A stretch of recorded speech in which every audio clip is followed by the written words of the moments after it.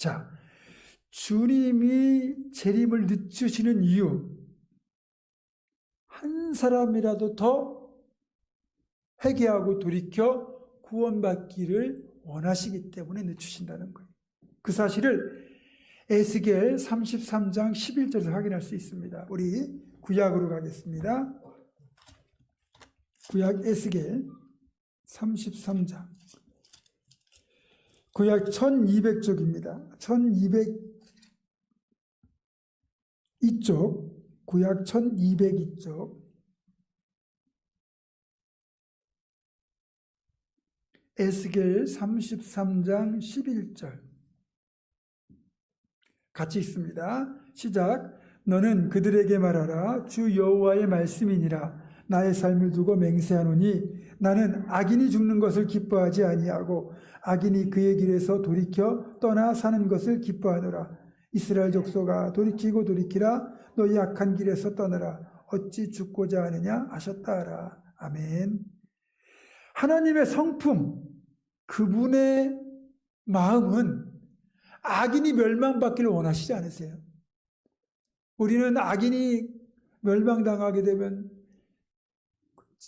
그 깨소금이다, 그거 잘됐다, 그거 봐라, 이렇게 통쾌한 느낌을 가질 수 있지만 하나님이 보실 때는 다 소중한 생명이거든요.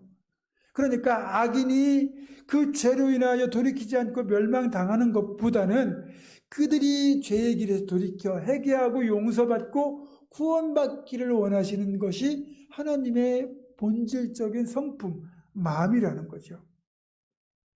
악인이 그 얘기를 떠나 돌이켜 사는 걸 나는 기뻐한다. 그게 하나님 마음인데 조금만 더 기다려주시면 이 사람은 회개하고 돌이킬 것 같아요. 그런 거 있잖아요. 우리가 조금만 더 기다리면 바뀌고 변화될 수 있는 그런 어떤 존재가 있다고 그러면 여러분 조금 더 시간을 주고 싶잖아요. 하나님의 마음이 그렇다는 거예요. 이 사람은 조금만 더 기다려주면 죄의 길에서 떠나서 회개하고 구원받을 것 같은데 하나님이 이 사람 때는 시간을 좀 늦췄어요. 그런데 또 보니까 이 사람이 좀만 기다려주면 또 회개하고 돌이켜 구원받을 수 있을 것 같아요. 그래서 늦추다 보니까 점점 더 늦어진다는 거죠. 한 사람이라도 더 구원하기 위하여 하나님은 그렇게 하신다는 거예요. 그리고 실제로 그렇게 역사하셨던 사례를 구약의 요나서에서 발견할 수 있습니다. 우리 에스겔보다 좀 더 뒤에 있는 요나서로 가겠습니다. 1289쪽, 1290쪽입니다.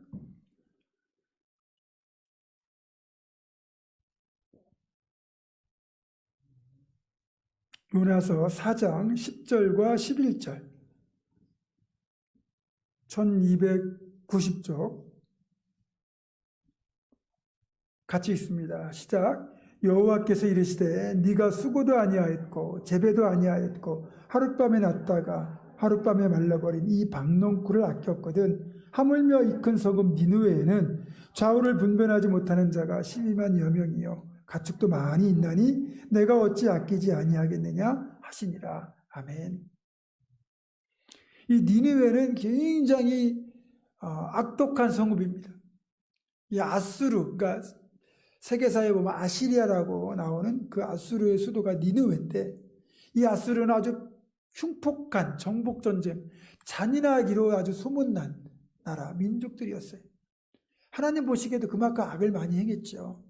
그래서 이 니느웨를 하나님이 심판하시기로 작정을 하세요. 근데 하나님이 니느웨 성읍을 바라보시니까 거기에 사는 사람이 아이들 포함하여 12만 명. 그 당시는 굉장히 큰 도시죠. 그리고 가축까지 많아요. 하나님과 이 가축의 생명도 귀히 여기셨다는 거죠. 그들을 진멸하러 보시니까 너무 그들의 영혼이 안타까운 거죠. 그래서 요나를 보내서 회개를 촉구해서 기회를 주시기로 하나님이 작정을 하세요. 그래서 요나를 보내시는 거죠. 요나는 그게 싫어가지고 다시스로 가는 배를 탔지만 하나님이 풍랑을 일으키셔서 결국 바다에 던져지게 하시고 물고기로 그를 삼켜서 결국 니느웨 해변에 요나를 토해놓죠. 그래서 요나가 딱 하루 길만 3일을 외쳐야 되는 길인데 요나가 별로 이게 마음에 들지 않으니까 니느웨가 구원받는 게 자기는 싫으니까 할 수 없이 흉내 맞는 거죠. 하루만 그렇게 하나님의 심판을 선포했는데 그 하루의 외침 때문에 니네의 왕으로부터 어린아이까지 짐승들까지 금식하며 회개하거든요. 그래서 하나님이 이 성읍을 용서해 주세요. 그래서 12만 명 그리고 수많은 가축들이 구원을 받거든요. 이게 하나님의 본질적인 마음이에요. 그 악독한 성읍도 회개하니까 회개해서 구원받기를 원하셔서 요나를 보내셨고 그래서 하나님이 그 성을 구원해 주셨고 그것이 하나님의 마음이죠. 그러나 여러분 하나님의 이 기다림을 통한 구원의 기회를 주시는 이것은 무한하진 않다는 거죠. 언젠가는 이것도 끝날 거예요. 종말이 이루어지는 순간 더 이상 기회는 없는 거죠. 그래서 이 종말이요 집단적으로 우리에게 나타날 때야 뭐 더 이상 말할 것도 없지만 개인에게도 언제 이 마지막 기회가 사라질지 모르는 거예요. 오늘 밤 잠자리에 들었지만 내일 눈을 뜰 거라고 누가 보장합니까? 그렇잖아요? 내가 여기서 부산으로 여행을 가요. 아니면 출장을 가요. 비행기를 타고 외국을 나가요. 그런데 그 길에 다시 돌아오지 못할 거라고 누가 생각하겠습니까? 실제로 돌아오지 못하는 경우들이 있잖아요. 그건 개인적으로 구원의 기회가 닫힌 거예요. 만약에 구원받아야 할 사람인데 그 사람이 그 구원받을 기회를 계속해서 뒤로 미루다가 그렇게 개인적인 종말을 갑자기 맞이한다면 그 사람에게 구원의 문은 완전히 닫혀버린 거예요. 그래서 마지막 그 기회가 오기 전까지는 어쨌든 최선을 다해 그 기회를 무조건 잡아야 돼요. 언제 끝날지 모르니까. 그런데 하나님은 어떻게든 그 기회를 주시거든요. 그러니까 지혜로운 자는 그걸 분별할 수 있어야 돼요. 예수님이 십자가에 달리실 때 양편에 강도들이 못 박혔잖아요.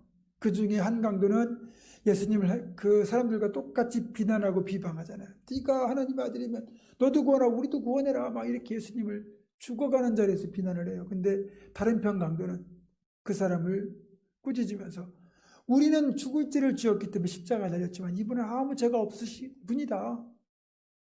우리는 그런 말할 자격이 없다. 그렇게 그 사람을 꾸짖고는 예수님을 향하여 주님 나라에 임하실 때 나를 기억해 주십시오라고 그 자기에게 주어진 그 짧은 마지막 순간 딱 한 번의 기회를 그는 붙잡았어요. 그래서 예수님이 그에게 뭐라고 말씀하십니까? 오늘 네가 나와 함께 낙원에 있으리라. 아주 극적인 구원이죠. 여러분,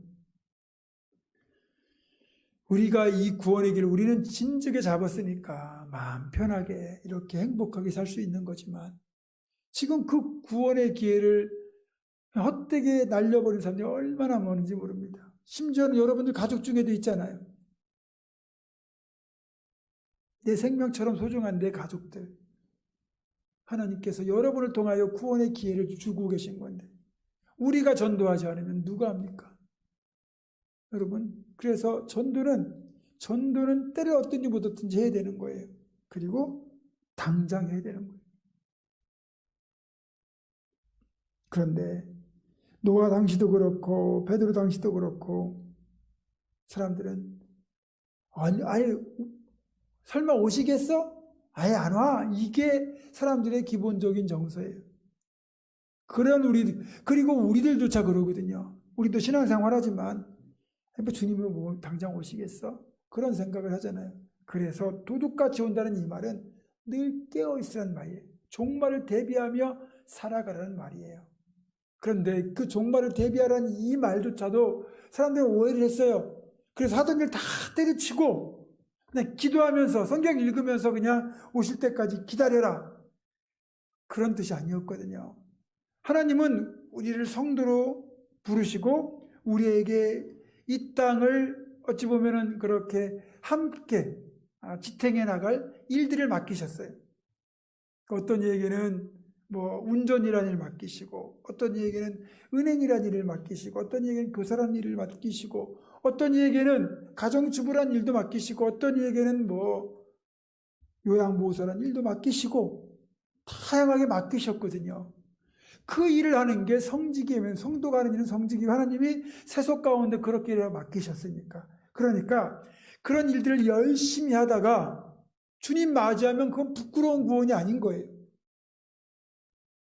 우리가 그 일도 게을리하고 믿음 생활도 게을리하다가 주님 맞이하는 게 제일 부끄러운 구원인 거죠. 그래서 마태복음 가보겠습니다. 마태복음 24장. 신약성경 처음이죠. 마태복음 24장.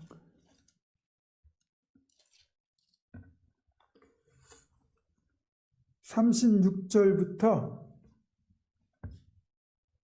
44절.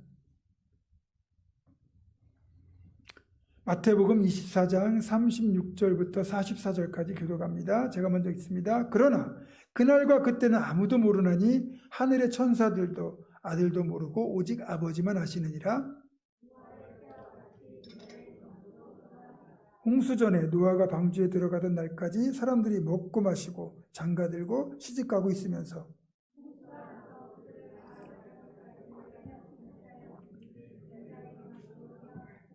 그때 두 사람이 밭에 있음에 한 사람은 데려가고 한 사람은 버려둠을 당할 것이요.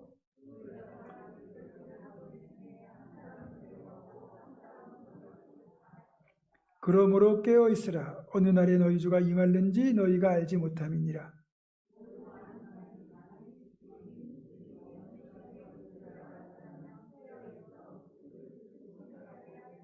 같이 읽습니다. 이러므로 너희도 준비하고 있으라. 생각하지 않은 때에 인자가 오리라. 아멘. 생각하지 않은 때에 주님이 오신다는 건 분명하죠. 근데 여기 보면 주님 오실 때 구원받는 사람, 버림을 받는 사람 그렇게 극명하게 이렇게 갈리게 되는데 40절에 보면 두 사람이 밭에 있다가 한 사람은 데려가고 한 사람은 버려둠을 당한다. 그 뭐예요? 밭일하는 거잖아요. 농사일을 하는 거잖아요. 그게 하나님께서 맡기신 일이기 때문에 세상 가운데 맡기신 일을 최선을 다하는 것도 깨어있는 거죠. 그 다음에 두 여자가 맷돌질을 하고 있다가 한 사람은 데려가고 한 사람은 버려둠을 당한다. 맷돌질도 역시 타작하는 일이잖아요. 식사를 준비하는 일이잖아요. 그러니까 어떤 일이든지 하나님께서 내게 맡겨주신 세상 가운데 일을 최선을 다해 감당하는 것도 그날과 그 시를 대비하는 깨어있는 자세라는 거죠. 꼭 하던 거 다 그만두고 회사도 그만두고 학교도 그만두고 심지어는 집도 포기하고 그렇게 모여가지고 집단으로 기도하다가 주님 만난다? 그거는 하나님 원하시는 방식이 아니라는 거죠. 자, 누가복음 한번 보겠습니다. 누가복음 17장. 마태마가 누가복음 17장.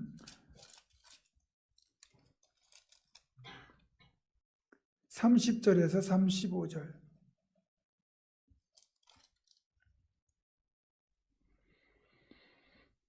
30절에서 35절 교독합니다. 인자가 나타나는 날에도 이러하리라.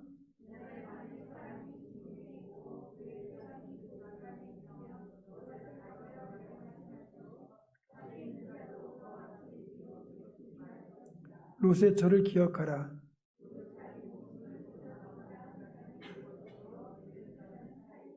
내가 너희에게 이르노니 그 밤에 둘이 한 자리에 누워 있음에 하나는 데려감을 얻고 하나는 버려둠을 당할 것이요.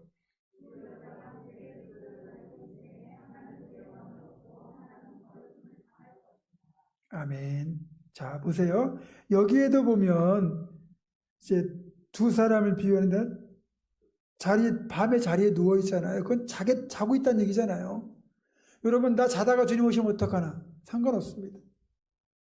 우리가 잠잘 시간에 잠자는 건 지극히 당연한 거고 축복이에요.